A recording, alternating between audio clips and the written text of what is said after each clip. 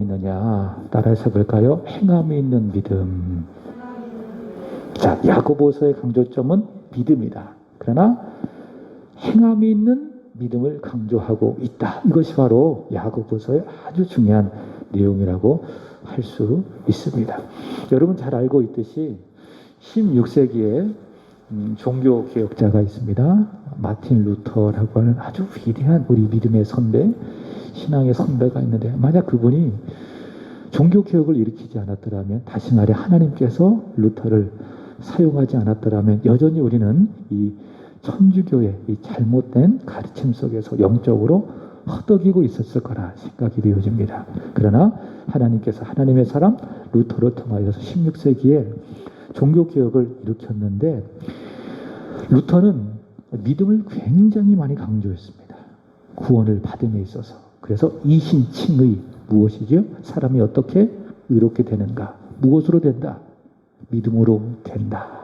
그래서 믿음으로 사람이 의롭게 된다. 행위로 되는 것이 아니라 어떤 착한 일을 하고 선행을 하고 업적을 쌓아가는 행위로 사람이 의롭게 되는 것이 아니라 무엇으로? 예수를 믿는 믿음으로 말미암아 의롭게 된다라고 하는 이신칭의 또는 이신득의 교리를 굉장히 강조를 하고, 또 그것을 통해서 종교개혁의 기치를 높이 들었는데, 그래서 루터가 아주 특별히 사랑했던 성경 두 개가 있습니다. 첫 번째로는 로마서입니다. 우리가 주일마다 말씀을 듣고 있지요. 로마서. 오직 의인은 믿음으로 말미암아 살랴. 사람이 어떻게 의롭게 되는가? 믿음으로 된다. 이것이 로마서의 핵심 주제인데, 이것을 요약해 놓은 성경이 무엇인가 하면 두 번째로 루터가 사랑했던 성경이 갈라디아서입니다. 그래서 갈라디아서와 로마서는 바울 서신인데 믿음으로 의롭게 된다라고 하는 아주 중요한 교리를 우리에게 가르쳐주고 있습니다. 특별히 갈라디아서를 루터는 얼마나 사랑했던지 이렇게 이야기해요. 갈라디아서는 나의 아내다. 그렇게 루터는 갈라디아서를 굉장히 사랑했습니다. 여러분이 인생을 살아가면서 또 성경을 읽어가면서 정말 내가 사랑하는 하나님의 말씀, 또 내가 사랑하는 특별한 성경이 한 권쯤은 있는 것도 참 좋겠다, 이런 생각을 해봐요. 물론 성경 전체를 여러분이 읽고 또 암송하고 사랑해야 되겠지만, 특별히 여러분의 신앙에 있어서 나는 이 구절을 제일 사랑해, 나는 이 성경을 제일 사랑해, 하나쯤 있는 것도 참 좋겠다. 저는 개인적으로 요한복음을 참 좋아합니다. 그리고 요한복음과 함께 로마서를 참 좋아합니다. 여러분 어떤 성경을 사랑합니까? 루터는요, 자기는 갈라디아서를 너무 사랑한다. 그래서 갈라디아서는 나의 아내다. 이렇게 이야기를 했습니다. 반면에 이 루터는 너무 믿음을 강조하다가 보니까는 믿음의 또 다른 측면인 행함을 강조하는 야고보서를 별로 좋아하지 않았어요. 그래서 야고보서를 뭐라고 불렀는가 하면 지푸라기 서신이라고 그렇게 불렀습니다. 갈라디아서는 나의 아내라고 할 정도로 정말 사랑했는데, 야고보서는 어떻게 불렀다고요? 지푸라기 서신이라고 하면서 그 가치를 좀 격화시킨 것이 있습니다. 여러분 이것은요, 루터가 아무리 위대한 신학자요 또 종교개혁자요 목회자라 할지라도 성경을 오해한 것이라고 저는 봅니다. 왜냐하면은 믿음이라고 하는 것은 받아들이는 측면도 있지만은 행함이라고 하는 측면이 있기 때문에, 예를 든다면 사람은요 두 가지로 이루어졌지요. 첫 번째로는 몸, 다른 하나는 영혼. 그 죽음이 뭐예요?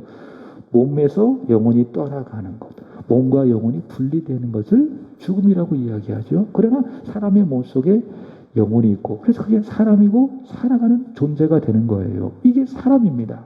믿음도 마찬가지입니다. 두 가지 측면이 있는 거예요. 믿음이 있고 다른 하나는 무엇입니까? 행함이 있는 거예요. 그래서 믿음은 반드시 무엇이 있습니까? 행합니다. 동전의 양면과도 같은 거예요. 그것이 바로 무엇이다? 믿음이다. 그 믿음에는 반드시 행함이 따라오고, 행함을 통해서 믿음이 증명되고, 믿음은 행함을 불러오고. 근데 루터는 믿음과 행함을 따로따로 생각한 거예요. 그렇다 보니까는 행함을 강조하는 이 야고보서는 믿음이 없기 때문에 내가 볼 때는 마치 지푸라기와도 같다. 그렇게 오해를 한 겁니다. 저는 그렇게 생각하지 않습니다. 야고보서는 지푸라기 서신이 아니라 금싸라기 서신입니다. 금싸라기 서신. 믿음은 좋은 행함을 불러오는 것이라고 우리에게 좋은 가르침을, 아주 복음적인 가르침을 주고 있기 때문에 그렇습니다. 자, 오늘은 우리가 야고보서를 같이 함께 공부를 해보도록 할 건데요. 한번 쭉 해보고 혹시 좀 시간이 길어지면 다음 주 이어서 하는 것으로 그렇게 한번 해보도록 할게요. 빨리 끝내는 게 중요한 것이 아니기 때문에. 자, 첫 번째로 야고보서의 발신자, 이게 서신이기 때문에 쓴 사람이 있지요. 그것을 저자 또는 발신자라고 이야기하고, 또 받는 사람이 있기 때문에 수신자라고 이야기합니다. 자, 그러면 발신자는 누구이며 또 수신자는 누구인가? 야고보서 1장 1절 한번 읽어보겠습니다. 시작. 하나님과 주 예수 그리스도의 종 야고보는 흩어져 있는 12지파에게 문안하노라. 자, 이 야고보서의 저자는 누굽니까? 야고보죠. 그죠? 야고보가 발신자라는 것을 볼 수가 있습니다. 자, 근데 성경을 보면 이 야고보는 몇몇 등장하는데 오늘 야고보서를 쓴 사람은 누구일까? 자, 첫 번째로는 사도행전 12장 1절과 2절 말씀을 보시면은 세베대의 아들 야고보가 있습니다. 세베대의 아들 야고보가 있는데 요한의 형제, 또 세베대의 아들 야고보가 있는데 사도 야고보인데요. 이 사도 야고보가 헤롯의 칼에 의해서 참수를 당합니다. 그게 이제 사도행전 12장 1절부터 2절에 나와 있는 그런 사건인데, 그렇다면 이미 사도 야고보, 세베대의 아들 야고보는 죽었기 때문에 이 말씀을 쓴 야고보는 아니라는 겁니다. 이해하셨죠? 그럼 두 번째 누구냐? 예수님의 동생 중 한 사람이 누구인가 하면 야고보입니다. 예수님의 동생 중에 한 사람이 누구다? 야고보이다. 근데 이제 사도행전을 쭉 읽다가 보면 15장에, 그러니까 12장에 세베대의 아들 야고보는 이미 칼에 참수당해 죽었어요. 근데 15장에 가보면 야고보가 등장하고 이 초대교회 안에 아주 중요한 역할을 담당하고 있다는 것을 알 수가 있습니다. 사도행전 15장 한번 꼭 읽어보세요. 어떤 문제가 생겼는가 하면 복음이 유대를 넘어 사마리아까지 전해졌습니다. 그래서 이방인의 최초의 교회 안디옥 교회가 세워졌는데, 이 일로 말미암아 예루살렘 교회 안에서 아직도 유대교와 또 기독교가 공존하고 있는 교회였기 때문에 이방인들이 구원받고 하나님의 자녀가 되는 것에 대한 많은 신학적인 논쟁이 있었습니다. 그래서 어떤 유대교적인 생각을 버리지 못한 사람은 구원을 잘 받으려면, 온전한 구원을 이루려면 예수 믿는 믿음만으로는 부족하다. 율법을 지켜야 된다라는 것이 강조를 하고, 또 다른 한편에 바울과 같은 사도들의 입장은 그렇지 않다. 구원은 오직 예수를 믿는 믿음으로만 충분하다. 이 두 입장 사이에 예루살렘 교회 안에서 많은 논쟁들이 있었는데 결론은 뭐냐? 누구의 주장이 맞을까요? 사도들의 주장이 맞겠죠? 구원은 어떻게 받습니까? 주 예수의 은혜로 구원을 받습니다. 내가 구원을 받기 위해서 할 일이 있어요? 없어요? 아무것도 없어요. 100% 하나님의 구원은 은혜예요. 99.99%를 하나님이 하고 0.1%를 내 힘 더해서 100%의 구원을 받는다. 이거는 행위 구원이에요. 그거는 구원이 아닙니다. 구원은 뭡니까? 전적인 하나님의 은혜. 그래서 야고보가 앞장서서 전적인 구원의 은혜임을 다시 한번 천명하고, 그러나 유대인들을 위해서, 다시 말해 덕을 세우기 위해서, 교회 안에 덕을 세우기 위해서, 덕을 세우기 위해서 우상의 더러운 것과 그 다음에 음행, 목매어 죽인 것을 이방인 사람들은 멀리해야 된다. 이건 구원의 조건은 아니에요. 구원받은 자로서 이방인들이 우상, 음행, 목매어 죽인 것, 피를 멀리해야 된다. 건덕을 위해서, 예수 믿는 사람답게 살아가기 위해서 이방인들이 이런 것들을 멀리하라라고 아주 지혜롭게 잘 정리한 사람이 누구인가 하면 예수님의 동생 야고보라는 것을 알 수가 있습니다. 갈라디아서 2장 9절의 말씀을 보시면은 예수님의 동생 야고보를 어떻게 바울은 표현했는가 하면 기둥이라고 이야기했습니다. 기둥. 그러니까 초대교회를 든든하게 받치고 있는 두 기둥이 있습니다. 한 사람은 베드로이고 다른 한 사람은 야고보예요. 예수님의 동생 야고보예요. 근데 여러분, 중요한 시점이 하나 있는데 이 시점에서 야고보는 처음부터 그러면 베드로처럼 예수님의 부름을 받고 예수를 믿은 사람이었는가? 아니었는가? 처음부터 예수님을 믿었을까요? 아니면 안 믿었을까요? 안 믿었어요. 처음에 예수님을 안 믿었습니다. 그러니까 예수님과 같은 형제임에도 불구하고 예수님을 안 믿었습니다. 그 성경에 증거가 있더라고요. 요한복음 7장 5절 시작. 이는 그 형제들까지도 예수를 믿지 아니함이로라. 나와 함께 자라난 나의 형제 예수님을 안 믿었다. 예수님을 하나님의 아들이요 우리를 죄로부터 구원할 그리스도로 야고보는 믿었다 안 믿었다? 안 믿었어요. 심지어 예수님을 보고 미쳤다라고 생각했습니다. 여러분 그렇지 않겠습니까? 어제까지만 해도 함께 목수일을 하면서 함께 열심히 살아갔던 형님이 어느 날 갑자기 요단 강가에서 요한에게 세례를 받더니 내가 하나님의 아들이다. 내가 그리스도이다라고 선포를 하면서 병든 사람, 아픈 사람 찾아다니며 고쳐주시고 하나님의 나라를 믿으라. 복음을 전하는 그 모습을 보고 야고보가 무슨 생각을 했습니까? 저 미친 거다. 정신이 헷가닥한 거다. 그렇게 이제 오해를 하면서 예수님을 믿었어요? 안 믿었어요? 안 믿었다라고 하는 것이죠. 자, 그렇지만 예수님의 십자가 사건 이후에 이 야고보가 예수님의 부활을 목격하는 거예요. 그래서 여러분 부활은 능력입니다. 부활을 목격하니 예수님께서 십자가에서 죽으셨지만 다시 살아나신 그 부활의 주님을 야고보가 목격을 하니 무엇이 생겨요? 믿음이 생겨요. 야, 저분은 그저 나와 똑같이 자란 한 분의 사람이 아니라 누구시다? 죄와 사망의 권세를 이겨내신 하나님의 아들이로구나. 부활을 통해서 이 야고보는 예수님을 믿게 되는 거예요. 그 복음은 뭐예요? 구원을 주시는 하나님의 능력. 복음이 뭐죠? 하나님의 아들 예수예요. 예수님께서 우리를 위해서 이 세상에 오셨다. 그리고 십자가에서 죽으셨다. 다시 죄와 사망의 권세를 이기시고 살아나셨다. 그게 무엇이죠? 그것이 복음이에요. 복음. 아주 간단해요. 그 복음을 본 거예요. 목격한 거예요. 그랬더니 야고보의 마음속에 무엇이 생겨요? 믿음이 생기는 거예요. 그리고 예수를 단지 인간이 아니라 하나님의 아들로 죄와 사망의 권세를 이겨내신 구주 예수님으로 구주로 믿고 영접하는 거죠. 그리고 나서 사도행전 2장에 가서 어떻게 합니까? 오순절날 나가의 다락방에서 야고보가 뭐 합니까? 열심히 기도해요. 그리고 뭐 받습니까? 성령 받습니다. 여러분 성령 받으십시오. 성령 충만하십시오.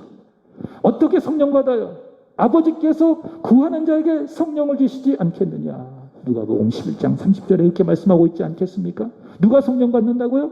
기도하는 자에게 성령 달라고, 성령 충만함 달라고 하나님 앞에 기도하시기 바랍니다. 성령 충만하게 될 줄로 믿습니다. 육체의 소욕을 이루지 아니하고 하나님의 뜻을 따라서 여러분의 인생을 멋지게 하나님 앞에 드리며 살아가게 될 줄로 믿습니다. 기도함으로 성령을 받게 되어지면 야고보는 오순절날 마가의 다락방에서 기도하는 가운데 하나님의 성령의 충만함을 받고 바울이 인정하는 것처럼 초대교회 안에 기둥과 같은 아주 중요한 지도자가 되었고, 그리고 우리 교회 안에서 믿음의 행함을 아주 강조해주는 금싸라기 서신 야고보서를 기록해서 우리 교회에게 그리고 오고 오는 모든 교회들에게 주었다라고 하는 겁니다. 그래서 저는요 야고보를 보면서 이런 생각을 해봐요.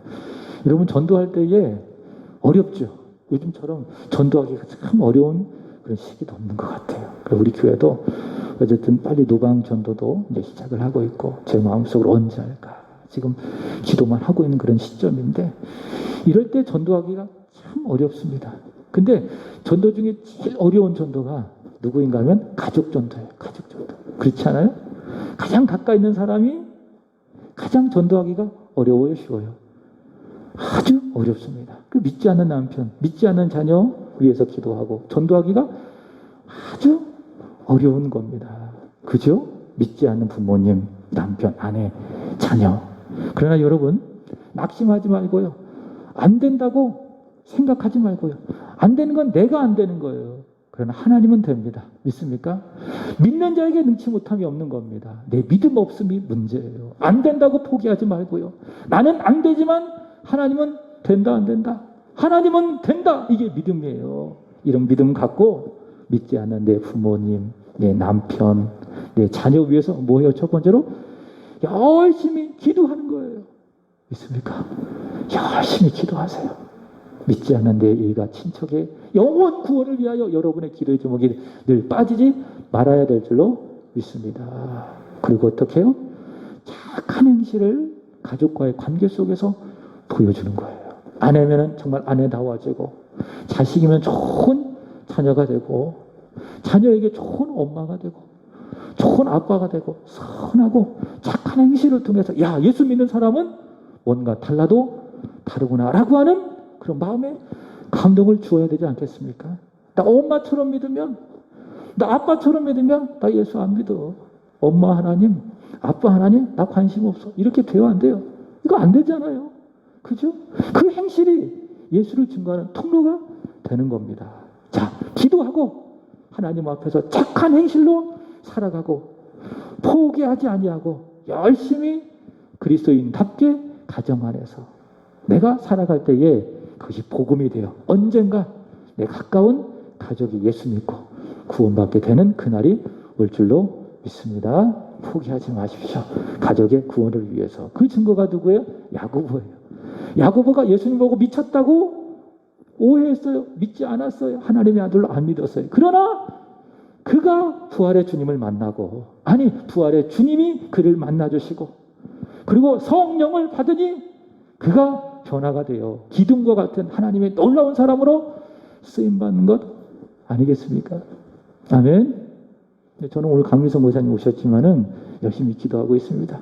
우리 예찬이 아빠가 초대교회 안에 브리스글라와 아굴라와 같이 좋은 사람으로 이 두 부부가 쓰임받게 해달라고 그렇게 이제 기도하고 있습니다. 그렇게 될 줄로 믿습니다. 지금 그 목표를 향하여 열심히 가고 있습니다. 잘 되고 있습니다. 걱정하지 말고 좋은 아내가 되는 거예요. 그러면 반드시 돌아오게 될 줄로 믿습니다. 자, 수신자는 누구인가 하면 흩어져 있는 12지파라고 이야기하는데 특정한 교회를 말하는 것이 아닙니다. 예를 든다면 로마서는 로마 교회를 향하여, 고린도전서는 고린도 교회를 향하여, 갈라디아서는 갈라디아 교회를 향하여 특정 교회를 향하여 쓴 서신이지만은 야고보서는 그렇지 않아요. 보편적인 교회를 향하여 쓰여진 서신이라는 거예요. 그래서 이 야고보서를 뭐라고 이야기하는가 하면 공동서신이라고 이야기합니다. 그러니까 어느 교회든지 다 읽어야 되는 성경이 바로 이 야고보서이다. 그래서 야고보서 1장 1절 흩어져 있는 12지파에게 문안하노라 라고 한 이 말씀을 저와 여러분이 어떻게 이해를 해야 되는가 하면, 아니 믿어야 되는가 하면 세한교회에게 문안하노라. 믿습니까? 오늘 우리 교회에게 주시는 하나님의 말씀, 그게 뭐예요? 야고보서. 제가 여기서 하나님의 말씀을 전할 때 사람의 말로 받지 마세요. 그 은혜가 안 돼요. 그러나 목사님을 통해서 나에게 하나님의 말씀을 전하신다. 이런 믿음을 갖고 말씀을 들어야 그게 은혜가 되지요. 그게 시험이 안 되고 걸림돌이 되지 않고 오히려 디딤돌이 되어 믿음의 부유함 가운데에 여러분의 인생을 살아갈 수가 있겠지요. 무슨 말씀을 드리고 싶은가 하면 이 야고보서는 흩어져 있는 12지파에게 보내어진 서신인데 바로 우리 교회를 향하여 보내주신 하나님의 말씀이다. 그렇게 여러분이 받아야 된다라고 하는 겁니다. 자, 발신자 다시 한번 정리해 보면 부활의 주님을 믿고 오순절 마가의 다락방에서 성령을 받아 기둥같이 귀하게 쓰임받는 예수님의 형제, 예수님의 동생 야고보, 자신을 누구라고 소개하고 있죠? 하나님과 예수 그리스도의 종. 자, 종. 그 다음에 누구에게? 흩어져 있는 12지파에게, 우리 세한교회에게 주시는 하나님의 말씀이다. 자, 언제 기록되었는가 하면 AD 62년경 야고보가 순교하기 직전에 기록되었다. 그렇게 여러분이 개론적으로 간단하게 이해를 하시면 되겠습니다. 자, 두 번째로는 이 야고보서는 총 5장으로 되어져 있는데 이 야고보서를 1장부터 5장까지 쭉 읽어가면서 야고보서가 기록되어진 이 교회의 상황을 한번 제가 잘 정리를 해보았습니다. 자, 먼저 1번과 2번을 보시면은 이 야고보서가 받는, 야고보서를 받는 교회의 상황은 안정된 교회였다는 거예요. 첫 번째는 조직적으로, 두 번째로는 재정적으로 안정된 교회였다는 거예요. 어떤 증거를 통해서 확인할 수 있는가 하면 야고보서 2장 2절에 보면 회당이라는 것이 있습니다. 회당이라는 것이 있는데 이 회당에 모여서 교회가 모임을 가졌다는 것을 볼 수가 있습니다. 근데 아직 기독교하고 유대교하고 이렇게 구분이 안 되는 그런 모호한 시기였습니다. 그래서 이제 교회 안에는 유대교적인 색채를 가지고 있는 그리스도인도 있었고, 또 복음적인 그리스도만을 믿는 그런 교인들도 있었고, 이런 사람들이 이 회당에 함께 모여서 모임을 갖는 것을 볼 수가 있습니다. 그래서 모임 장소로 회당을 사용할 정도면 조직적으로 안정된 교회가 되어지지 않았을까. 자, 두 번째로는 야고보서 5장 14절의 말씀을 보시면은 너희 중에 병든 자가 있느냐? 그는 교회의 장로들을 청할 것이요. 그들은 주의 이름으로 기름을 바르며 그를 위하여 기도할지니라. 자, 이런 말씀을 통해서 본다면 병든 사람이 있다면 교회 장로를 초청해서 신방받아라. 그리고 기도받아라. 라는 것을 통해서 본다면 모임의 장소가 있고 또 그 교회를 잘 끌어갈 수 있는, 그 모임을 잘 케어할 수 있는, 신방을 할 수 있는 사역자, 목회자, 장로들이 존재했다라는 것을 볼 수가 있습니다. 그래서 야고보서를 받는 교회, 조직적으로 안정된 교회, 모임 장소가 있고 또 사역자가 있는 그런 교회이라는 것을 알 수가 있겠죠. 두 번째로는 재정적으로도 안정된 교회인 것을 볼 수가 있습니다. 야고보서 5장 1절 보시면은 이런 말씀이 있습니다. 들으라 부한 자들아, 너에게 이 말 고생으로 말미암아 울고 통곡하라. 부한 자들아. 이런 말씀을 통해서 본다면 교회 안에 물론 가난한 사람도 있었지만 상대적으로 돈이 많은 사람들이 교회 안에 있어서, 그래서 그들이 헌금 많이 하지 않겠습니까? 그러므로 말미암아 교회가 재정적으로 안정된 교회였다라는 것을 볼 수가 있습니다. 자, 이렇게 야고보서를 받는 교회는 조직적으로 또 재정적으로 안정성을 가지고 있는 교회. 그러나 교회는 그게 다가 아니잖아요. 우리 교회 조직이 잘 돼 있다. 당회가 잘 조직되고 재직회가 잘 구성되어 있다. 전도회가 잘 구성되어 있다. 구역이 잘 조직되어 있다. 이것만 가지고 교회가 좋은 교회라고는 볼 수 없잖아요. 그죠? 이것이 잘 되어 있어도 여러 가지 문제들이 많이 발생하고 있다면 그 교회는 결코 좋은 교회가 될 수 없습니다. 좋은 교회는 비록 조직이 조금 부족해도, 재정적으로 조금 약하고 또 부족해도 예수님을 사랑하면 그 좋은 교회예요. 예수 그리스도를 향한 좋은 믿음을 갖고 있다면, 그래서 예수의 사랑을 가지고 위로는 하나님을 마음을 다하여 사랑하고 아래로는 우리 형제와 자매들을 마음을 다하여 내 몸처럼 사랑하고 있다면 그 교회가 어떤 교회? 좋은 교회. 그런데 생각해 보세요. 조직적으로 잘 되어 있고 건물도 크고 또 재정적으로 안정되어 있는데 교회 가기가 싫어요. 왜? 가면은 뭔가 긴장감이 생기고 뭐가 불편하고, 그럼 교회 가고 싶어요? 안 가고 싶어요? 안 가고 싶어요. 모르는 사람이 와도 그런 교회는 안 가고 싶어요. 절대로 좋은 교회가 될 수 없습니다. 여러분, 우리 세안교회가 좋은 교회가 되기를 바랍니다. 그래서 여러분이 정말 오고 싶은 교회, 그래서 교회를 오는 발걸음이 정말 가볍고 좀 기대가 되었으면 좋겠다.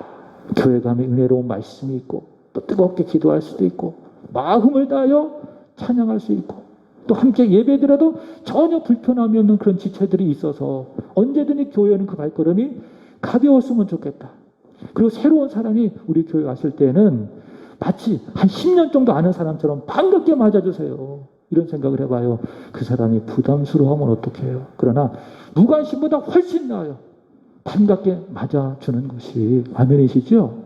여러분, 우리 교회요, 지금 4월 첫 주가 부활주일이었죠. 부활주일을 시작을 해서 지금 한 달 이상 동안 우리 교회에 나오시는 한 남자분이 계십니다. 그분의 성함이 임경만 씨인데, 제가 확인해 보니까는 탄암동에서 사시고 또 거기에서 침례교회를 다니시는 분이신데 직장을 요 근처에다 옮기셨대요. 그리고 여기다 가까운 직장에 원룸을 얻어가지고 생활을 하고 계시다고 하더라고요. 근데 이제 판암동이 머니까 주일날 갈 수가 없으니까는 우리 교회 오셔가지고 계속 와서 예배를 드리고 가고 있습니다. 근데 그분이 그래서 참 예의가 있는 게 뭐냐면 그분은 어떤 분들은 끝나자마자 후딱 하는 분들이 있어요. 그래서 일명 후딱교인이라고 이야기하는데 왜 자기 알아볼까 봐. 근데 그분은 광고 끝날 때까지 계속 앉아있다가 후에 나가요. 그리고 나갈 때마다 저한테 인사를 합니다. 목사님, 오늘 말씀에 많은 은혜 받았습니다. 꼭 그 인사를 하고 가시더라고요. 어떻게 보면 개인적으로 고마워요. 그리고 마음 같아서는 저분이 우리 교회 그냥 등록하셔서 다니셨으면 좋겠어요. 말씀드리고 싶은 건 뭐냐면 그렇게 새로운 분이 왔을 때에 여러분 무관심해 하지 마세요. 그분뿐만이 아닙니다. 마치 10년을 알았던 사람처럼 어떻게 하자고요? 반갑게 먼저 가서 인사해주고 맞이해주고, 그래서 교회 와서 예배를 통해서 은혜 받은 것도 행복하지만 나를 알아주고 나에게 관심을 가져주는 누군가 있기 때문에 행복하고, 그게 어떤 교회예요? 그게 좋은 교회예요. 조직 잘 돼 있는 거 무슨 소용이 있습니까? 재정 많은 거 무슨 소용이 있습니까? 교회가 사랑이 없다면, 교회가 썰렁하다면, 와도 무관심하다면 교회가 좋은 교회는 절대로 될 수 없다라고 하는 거예요. 여러분, 우리 세안교회가 좋은 교회, 행복한 교회가 되기를 주님의 이름으로 축복합니다. 예수님께서 역사하셔야 되지만은 여러분이 믿음을 갖고 그런 마음으로 교회를 잘 섬겨가실 때에 우리 세안교회는 좋은 교회, 그래서 하나님께서 그런 사람들을 많이 보내어 주셔서 우리 세안교회가 점점 부흥될 줄로 믿습니다.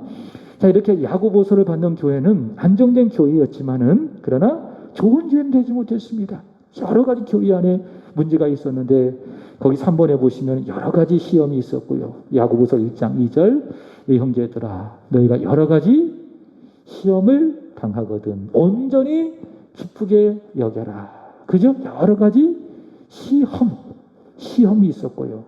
또 그리고 그 시험을 내가 잘 치러야 되는데 시험을 치를 지혜가 없네. 그죠? 그러니까 야고보가 뭐라고 이야기해요? 1장 5절 시작. 너희 중에 누구든지 지혜가 부족하거든 모든 사람에게 후히 주시고 꾸짖지 아니하시는 하나님께 구하라. 그리하면 주시리라. 아멘. 여러분, 여러분에게 부탁드려요. 시험 들지 마세요. 시험에 들지 않게 늘 깨어 기도하시기 바랍니다. 여러분, 시험이 혹 온다면 그럼에도 불구하고 내가 연약한 인간이기 때문에 그때 어떻게 하시는 거예요? 기도하시는 거예요. 시험이 딱 내 마음에 찾아올 때 뭐 하라고요? 하나님 생각하고 기도하세요. 그리고 하나님, 제가 이 시험이 걸림돌이 되지 않게 하여 주시옵소서. 내 신앙이 미끄러지고 내 믿음이 틈이 생기고 내 예배가 무너지는 그런 기회가 되지 않게 하여 주옵소서. 그래서 마귀의 밥이 되지 않게 하여 주옵소서. 정신 바짝 차리고 뭐 하셔야 돼요? 하나님, 이 시험을 이길 수 있는 지혜 주세요. 하나님 뭐라고 말씀하십니까? 후회 주신다잖아요. 그리고 너 왜 이거 구했니? 꾸짖지 아니하시는 하나님께 주신다고 하지 않았겠습니까? 자, 시험 받지 말고요. 혹 시험은 뭐 하라고요? 하나님 앞에 그 시험을 이길 수 있는 지혜를 달라고 기도하라고요. 자, 여러 가지 시험이 있었고 그 시험을 해결할 지혜가 부족했다. 자, 그 다음에 네 번째로는 욕심으로 인해서 여러 가지 어떤 사람들은 유혹에 빠지는 것을 볼 수가 있겠죠. 시작. 오직 각 사람이 시험을 받는 것은 자기 욕심에 끌려 미혹됨이. 그래서 여러분, 내가 시험 받잖아요. 그러면 누구 탓하지 마세요. 목사님 탓하고 권사님 탓하고 집사님 탓하고 나는 안 그런데 쟤 때문에 그래.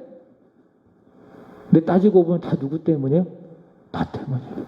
너 때문이야. 시험 받는 거 따지고 보면. 그죠? 그래서 우리나라 천주교 운동 가운데에 이런 운동이 있었습니다. 한번 따라해서 볼까요? 내 탓이요. 그죠? 모든 문제 누구 탓이라고요? 내 탓이에요. 아이들 꾸짖을 수가 없어요. 다 누구 탓이에요? 제 탓이에요. 그 제가 때로는 지금 저희 둘째 아들이 없지만 저 3층에 있어요.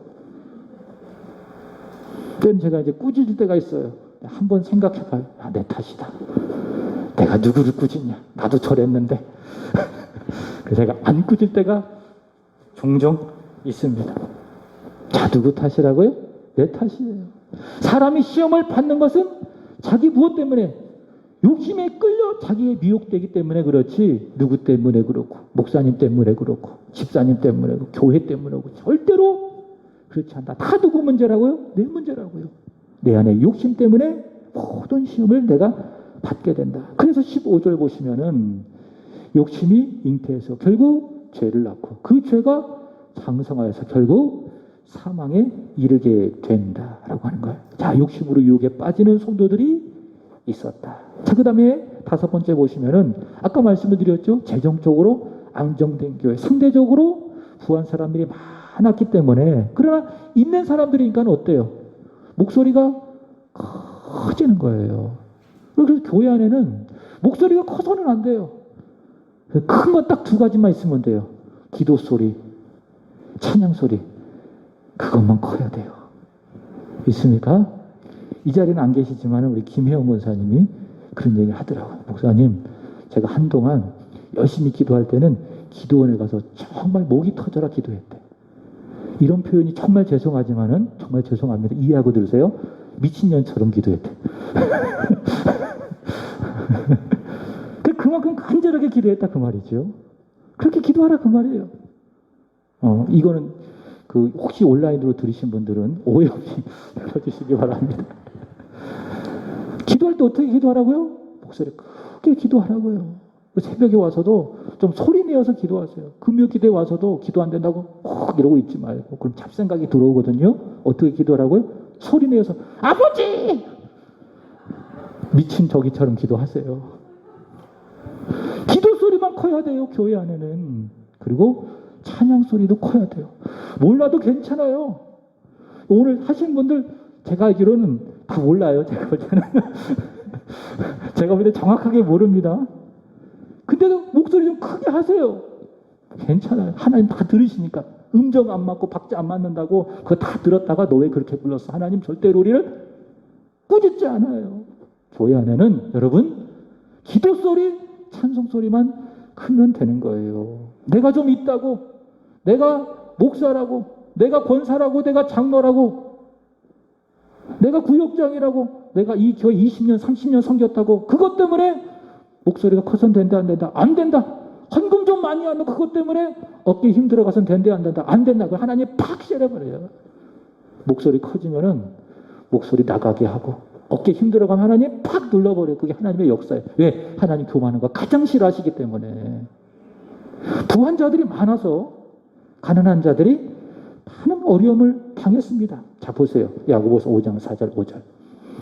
보라, 너희와 제 추수한 품꾼에게 주지 아니하는 삭시 소리 지르며 그 추수한 자의 우는 소리가 만군의 주에 들렸느니라. 그죠? 부한 자들이 일한 사람들에게 삭을 주지 않는다. 왜? 욕심 때문에. 욕심 때문에. 그죠? 그리고 5절 보시면은 너희가 땅에서 사치하고 방종하여 살육의 날에 너희 마음을 살찌게 하였느니라. 여러분, 이거는요 안 믿는 사람 얘기가 아니에요. 교회 안에 일어난 사람들의 모습이라는 것을 여러분 기억해야 되는 거. 있다고, 내가 돈 좀 있다고, 내가 신 좀 있다고 없는 사람들이고 그것 가지고 욕심 부리고 사치하고 방종하고, 이게 야고보가 이 서신을 받는 교회 안의 상황이었다라는 것이죠. 자, 그 다음에 6번째 보시면은 말의 실수가 있었습니다. 여러분, 내 생각을 표현하는 것이 무엇입니까? 그게 말인데, 사람이 말을 많이 하다가 보면 죄인이기 때문에 어때요? 그 말에 실수가 나요, 안 나요? 실수가 납니다. 실수가 납니다. 자, 보세요. 야고보서 3장 2절 시작. 우리가 다 실수가 많으니 만일 말에 실수가 없는 자라면 곧 온전한 사람이라. 여기 온 몸도 굴레를 씌우리라. 여러분, 우리는 다 인간이기 때문에 또 말을 많이 하기 때문에 나도 모르게 실수를 해요, 안 해요? 많이 합니다. 참 이 말씀이 공감이 가고 은혜가 되더라고요. 우리가 다 실수가 많으니, 심지어 하나님과 예수 그리스도의 종이라고 하는 이 야고보차도 우리라고 이야기하잖아요. 나도 뭐 했다? 인간이기 때문에 실수가 많았다. 특별히 말에 실수가 많았다. 그래서 여러분, 오늘 이 자리를 통해 제가 혹시 말을 많이 하는 그런 위치이기 때문에 제가 말하면서 여러분의 마음 가운데 혹이나 마음에 상처를 드렸다면, 제가 실수했다면 여러분에게 진심으로 사과드리고 싶습니다. 죄송합니다. 그리고 고맙습니다. 그리고 여러분 사랑합니다. 자, 말의 실수 6절 보시면은 혀는 곧 불이요 불의 세계라. 혀는 우리 지체 중에서 온 몸을 더럽히고 삶의 수라바퀴를 불사르나니 그 사르는 것이 지옥불에서 나느니라. 이 야고보가 이 말에 대해서 굉장히 이 과격하게 표현해주고 있지 않겠습니까? 그죠? 혀가 뭐라고요? 불이라고요. 근데 이제 이 불은 어떤 불인가 하면 실수해서 이 악한 죄성에서 쏟아내는 그런 말을 뭐라고 이야기합니까? 불이라고 하는 거예요. 불. 그래서 여러분 말 잘하셔야 돼요. 내 죄의 성대로 주일날 말씀드렸던 것처럼 내 속에 있는 죄의 지배를 받고 죄의 법에 사로잡혀서 쏟아내는 말이란 그게 뭐라고요? 불이라 그 말이에요. 불이 하는 역할은 뭡니까? 다 태우는 거예요. 상대방의 마음을 다 태우는 거예요. 상대방의 아픔을 다 태우는 거예요. 고통스럽게 하는 그게 불이에요.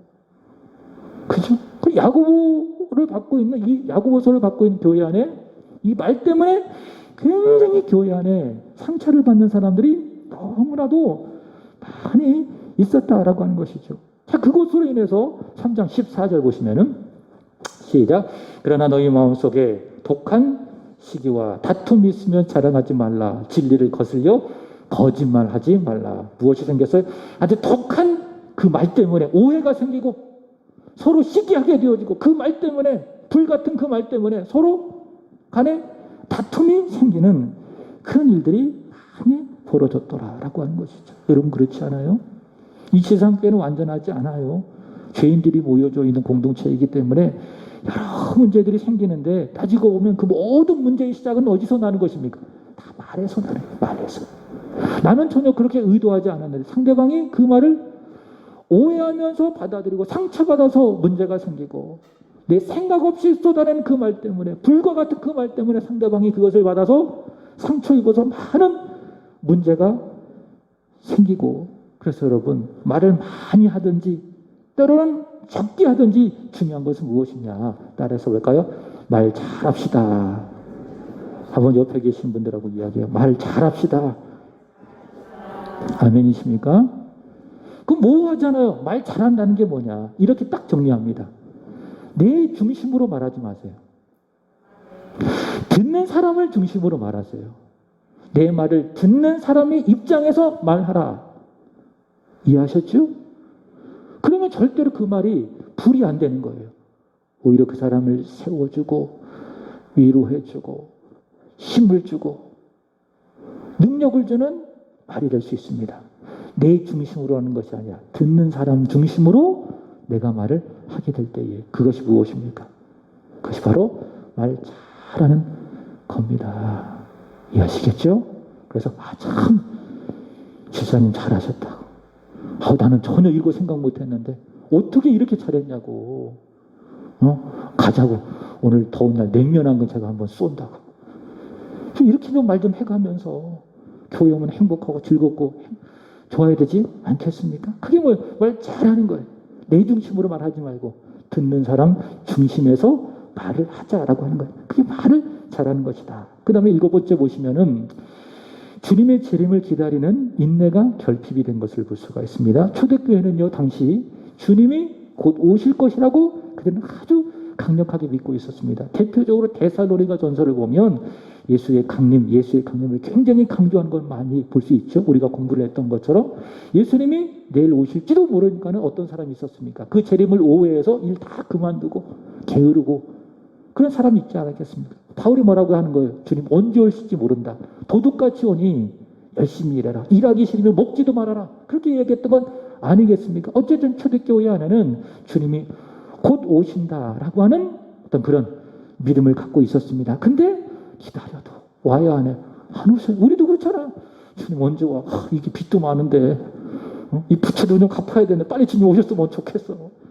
빚의 사자야, 빚의 사자. 이해를 안 되시겠죠? 빨리 주님 오셔가지고 그땐 끝나잖아요. 그죠? 주님을 기다리는데 오시지 않아요. 그러니까 인내가 결핍이 되어지는 것. 그 야고보가 말하는 게 뭡니까? 욥의 인내를 배워라. 분명한 건 주님 오신다. 너희가 생각하는 때 오시는 것이 아니라 하나님의 때, 그래서 도둑같이 오시는 거예요. 왜? 우리가 생각하는 때가 아니라 하나님의 때 오시기 때문에 도둑같이. 예수님은 반드시 오신다, 안 오신다? 오신다. 여러분 믿습니까? 정신 바짝 차리고요. 주님 오실 그날을 준비하십시오. 주님 맞이할 그날을 준비하며 살아가시기 바랍니다. 근데 주님 오신다고 하는데 언제 오실지 모르니 참지 못하고 인내하지 못하고 서로 원망하고 불평하고 그런 사람들이 있었다라고 하는 것이죠. 자, 마지막으로 8번 보시면은 병든 자가 있었어요. 그리고 죄에 대하여 미혹된 자가 있었습니다. 이들에 대하여 교회가 관심, 무관심. 병들어 힘들어한 사람이 있는데 영적으로 병들었던지 간에 육체적으로 병들었던지 간에 힘들어한 사람이 있는데 관심이 없어요. 그리고 죄에 빠져서 세상에 푹 빠져가지고 온몸부터 발끝까지 세상에 푹 쳐져 있음에도 불구하고 교회 안 나오고 예배 안 드리고 기도 안 하고 헌신하면서 세상에 푹 빠진 사람이 내 눈에 보임에도 불구하고 그런 사람들을 향하여 어때요? 무관심 하는 사람들이 있었던 것을 볼 수 있습니다. 한번 따라해서 볼까요? 사랑의 반대는 무관심이다. 사랑의 반대가 뭐라고요? 무관심이라고요. 사랑은 뭐냐? 관심이에요. 여러분, 하나님 저와 여러분을 사랑하십니다. 하나님이 나를 사랑하신다는 건 뭐냐? 하나님 나에게 뭐 갖고 있다는 거예요? 관심 갖고 있다는 거예요. 그래서 마태복음 10장 30절의 말씀을 보시면은 나에게 얼마나 관심을 많이 갖고 계시는지, 다시 말해 나를 얼마나 사랑하시는지 내 머리털까지 다 세셨다. 그만큼 하나님은 나를 사랑하신다. 나에 대하여 관심을 갖고 계신다라고 하는 거예요. 그럼 사랑의 반대는 뭐냐? 무관심. 그래서 병들어도 무관심. 죄에 빠지고 세상에 빠져도 무관심. 교회 안 나오고 믿음에서 점점 멀어지고 세상을 사랑해도 무관심. 그게 뭐예요? 사랑이 없는 거예요. 사랑이 많으면 관심을 가질 수밖에 없습니다. 우리가 하나님을 향하여 사랑이 많으면 하나님에 대하여 관심을 가질 수밖에 없어요. 그래서 예배 열심히 나오는 거예요. 기도도 열심히 하고 성경도 열심히 읽고 교회 안에 지체들과의 관계도 마찬가지로 얼마나 소중한 사람들이에요. 이렇게 예배 드릴 수 있는 한 분 한 분이. 그죠? 그래서 교회 오면은 오셨어요 집사님? 그러고 땡 끝나지 말고 머리가 참 예쁘네. 오늘 권사님 하얀 옷 참 잘 어울려요. 오늘 찬양 참 잘하셨어요. 이렇게 관심 갖고 서로 위로해주고 격려해주고 강민성 권사님 오래간만에 수예배 드리니까 너무 좋지요. 좀 살 것 같죠? 우리도 좋아요. 이렇게 하면서 서로 관심 가져주고 위로해주고 사랑해주고 이게 정말 좋은 교회의 모습이 아니겠는가. 인원수가 많고 적음과 상관이 없이 여러분 우리 세안교회는 하나님이 사랑하시는 교회, 그리고 하나님을 사랑하는 교회, 성도를 사랑하는 교회, 이웃을 사랑하는 교회가 되기를 바랍니다. 기도하겠습니다. 하나님 아버지, 우리 세안교회 주님이 주인 되시는 교회, 주님을 사랑하고 성도를 사랑하고 이웃을 사랑하는 좋은 교회 되게 하여 주옵소서. 무관심의 죄악을 다 깨트려 버리게 하여 주시고 하나님을 사랑하며 하나님에 대하여 관심을 가지며 형제와 자매들에 대하여 관심을 갖는 그런 교회, 좋은 교회, 우리 사랑하는 성도들 한 분 한 분 사랑에 충만한 믿음의 사람, 사랑의 사람 되게 하여 주옵소서. 좋은 교회를 세워가는 믿음의 영웅, 믿음의 주인공들 오늘 여기 모여 그리고 온라인으로 예배하는 사랑하는 성도들이 되게 하시옵소서. 돌아갑니다. 동행하시고 남은 한 주간도 사랑하는 주님과 함께 손에 꼭 붙들고 주님의 품에 안에서 승리하며 살아내게 하여 주옵소서. 감사하며 구주 예수님의 이름으로 기도하옵나이다. 아멘. 하늘에 계신 우리 아버지여, 이름이 거룩히 여김을 받으시오며 나라에 임하옵시며 뜻이 하늘에서